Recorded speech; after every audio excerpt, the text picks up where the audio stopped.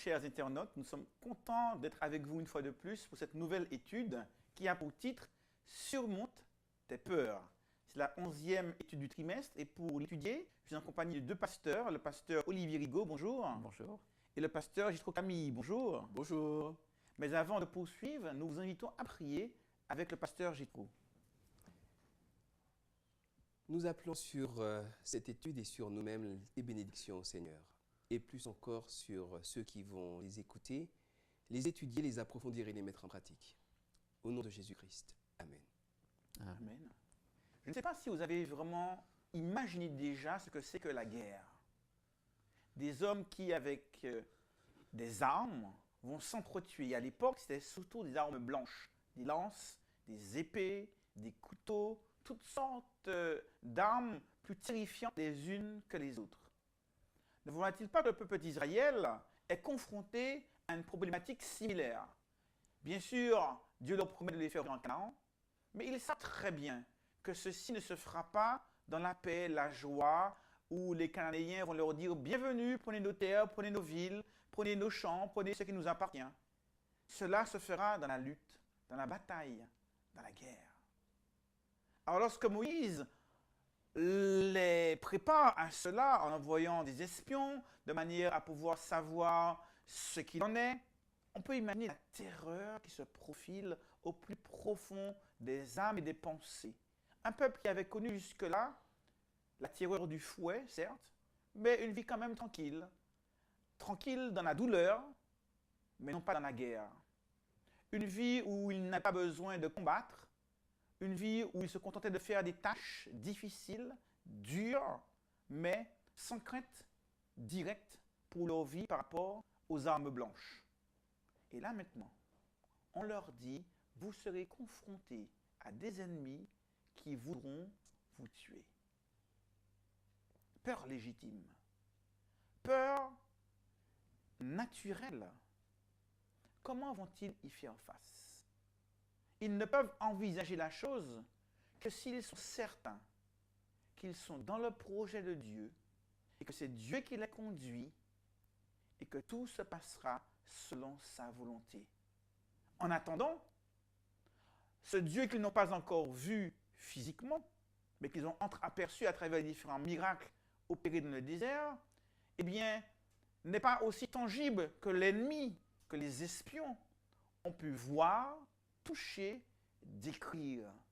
Comment vont-ils réagir à ce défi? Bien, de la manière la plus naturelle, comme très bien souligné, qu'ils soient en ayant peur. Que les espions reviennent du pays canaan et rapportent que les ennemis qu'il faudra défaire sont grands, forts, costauds, musclés, armés, équipés, à tel point que nous parissions comme des sauterelles à nos propres yeux en nous comparant à eux. Et la réaction du peuple me paraît extrêmement saine. C'est-à-dire que s'ils se disaient, bon, on y va sans aucune réflexion, on va les avoir de toute manière, je me poserais des questions sur leur équilibre mental. Un petit peu comme David contre Goliath. Si on supprime le paramètre qui fait toute la différence, à savoir le projet de Dieu et la présence de Dieu, si on supprime ce paramètre-là, David est un malade mental.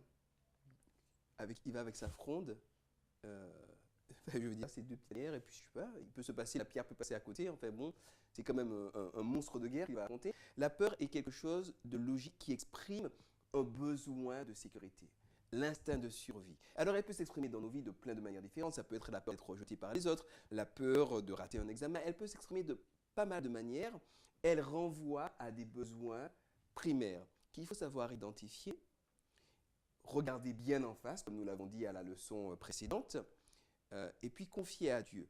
Pourquoi?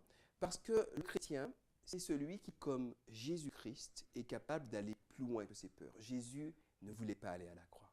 Il n'avait pas envie d'aller à la croix. Il l'avait décidé, c'était une volonté dans l'absolu, mais au moment d'y aller, il est dans le jardin de Gethsémane et il a peur, il est angoissé.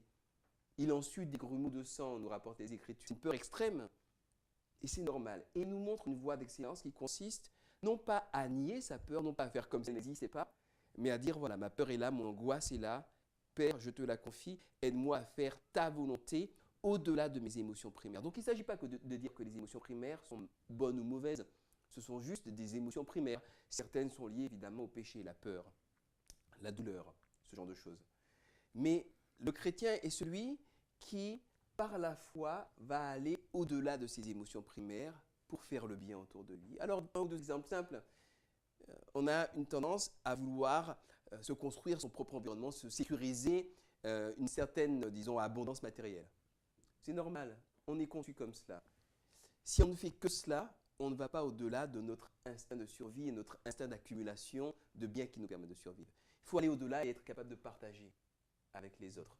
Peut-être que j'aurais peur d'être rejeté par l'un ou par l'autre, même ne serait-ce que par mon épouse ou par mon époux. Mais si je ne suis pas prêt à prendre le risque, ne serait-ce que pour offrir mon amour et offrir mon affection, alors je ne vais pas au-delà de mes instincts primaires et je ne peux pas construire quelque chose de profond et de beau et de durable. Donc, les émotions primaires, et je m'en tiens là pour les points clés, j'en ai un seul en fait. Les émotions primaires, ben c'est normal, en tout cas dans le monde de péché, ce genre d'émotions sont des émotions normales, compréhensibles et qui obéissent même à une certaine logique et qui démontrent une certaine salubrité mentale. Mais ça nous invite à aller au-delà, en stimulant notre raison, en stimulant nos décisions et en stimulant notre foi. La peur est le premier sentiment qui est apparu chez Adam et Ève lorsqu'ils ont péché. Ils eurent peur et qu'ont-ils fait? Ils ont fui, ils se sont cachés. Et Israël a peur face aux géants et que font-ils? Ils sont paralysés par la peur, par les enjeux, par la menace et finalement ils se rebellent, ils fuient. Et nous, comment réagissons-nous face à nos peurs? Comment faisons-nous face à nos peurs, à nos phobies parfois, lorsqu'elles sont même plus grandes, plus fortes que nous, que c'est elles qui nous dominent, qui nous maîtrisent? Et comment peut-on faire face à ces peurs sans Dieu?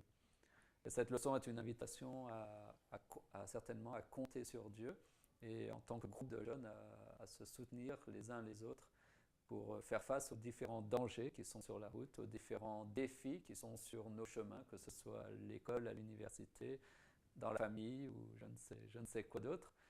Dieu est là. Et face à cette peur, il y a la foi, l'élément divin, et on pourrait essayer de réfléchir à quels sont les différents éléments qui peuvent nous aider, vous aider à assumer une foi forte, stable, plus forte que nos propres peurs. En quoi notre foi en Dieu peut nous aider à surmonter? Et quels sont les attributs de Dieu qui peuvent nous aider à tenir bon lorsque le doute ou la peur nous saisit?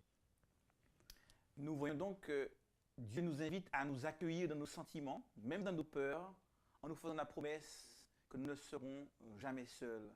Puisse cette étude vous renforcer, nous renforcer, et nous vous donnons rendez-vous à la semaine prochaine. Au revoir.